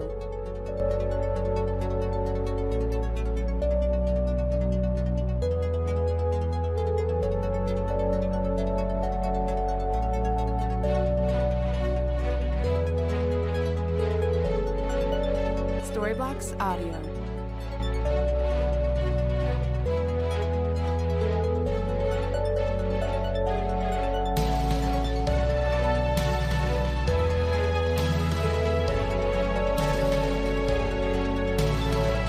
Storybox Audio.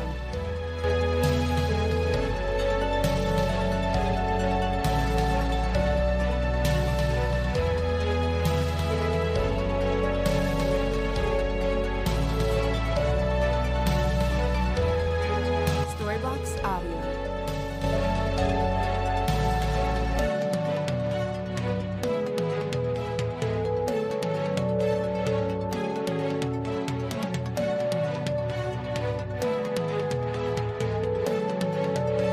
Storybox Audio. Storybox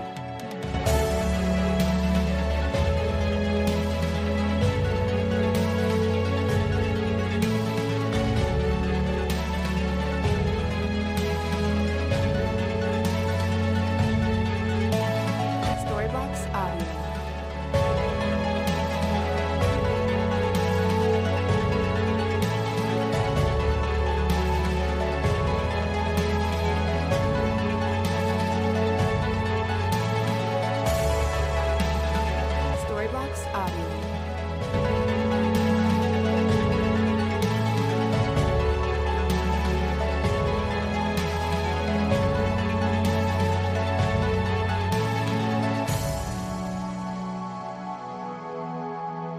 Storybox Audio.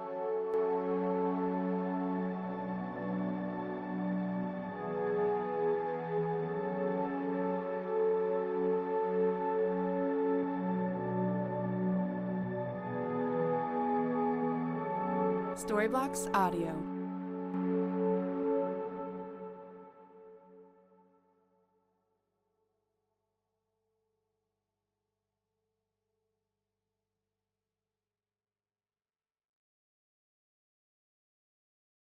Storybox Audio.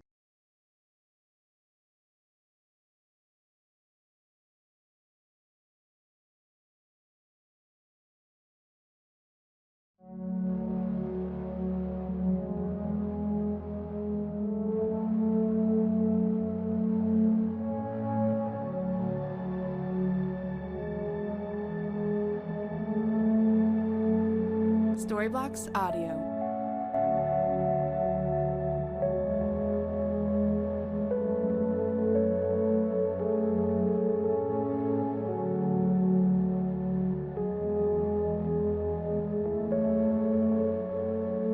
Storybox Audio.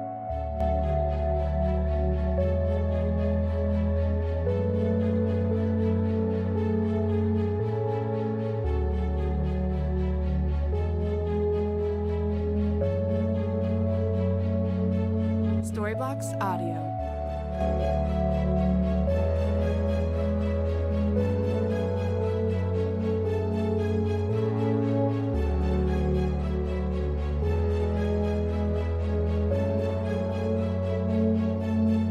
Storybox Audio.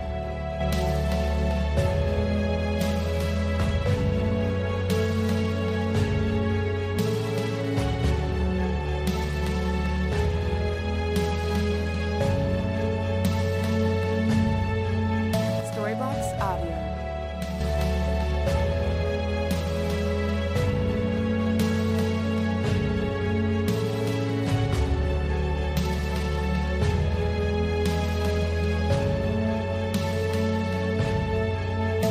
Storybox Audio.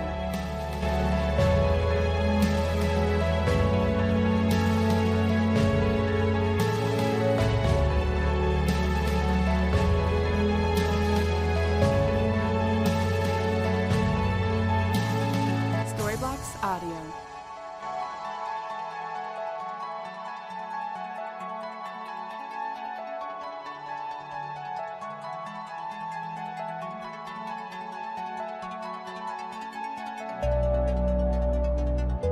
Storybox Audio.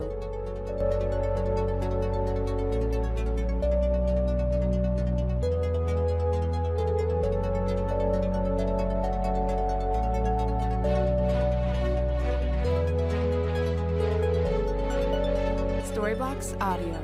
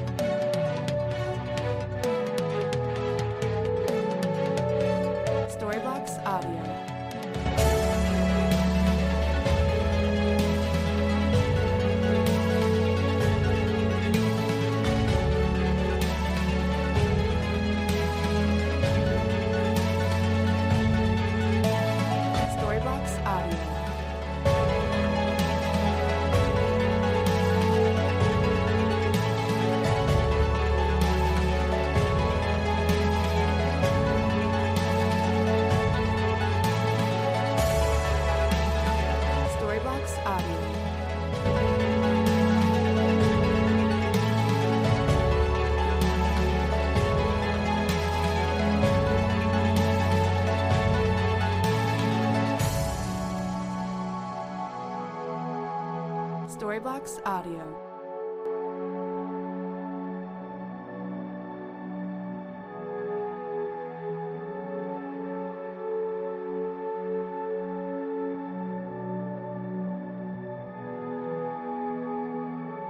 Storybox Audio.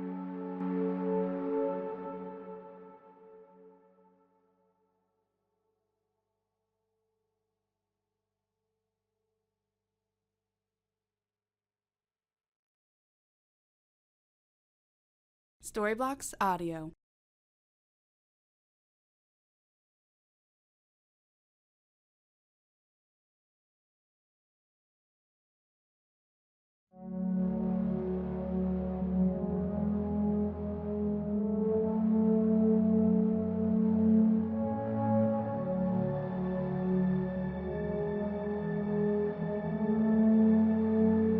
Storybox Audio.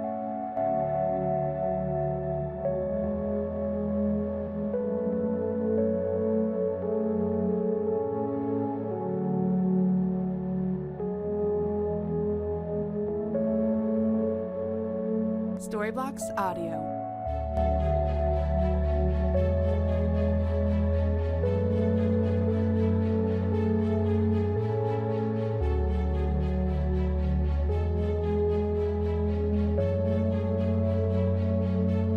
Storybox Audio.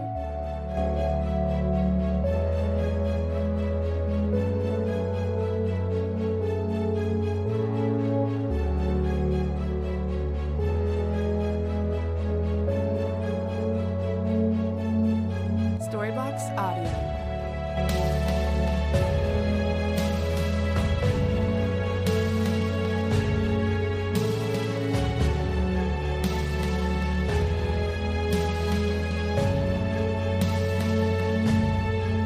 Storybox Audio.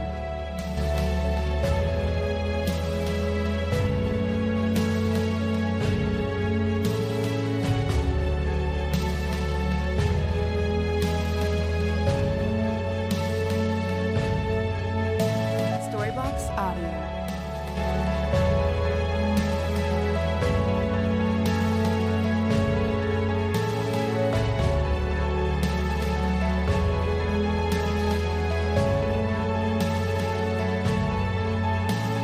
Storybox Audio.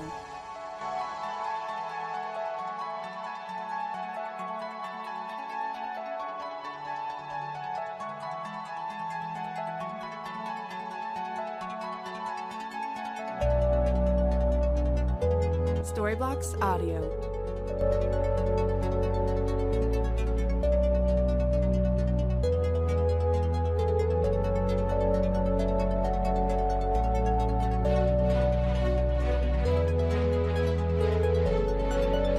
Storybox Audio.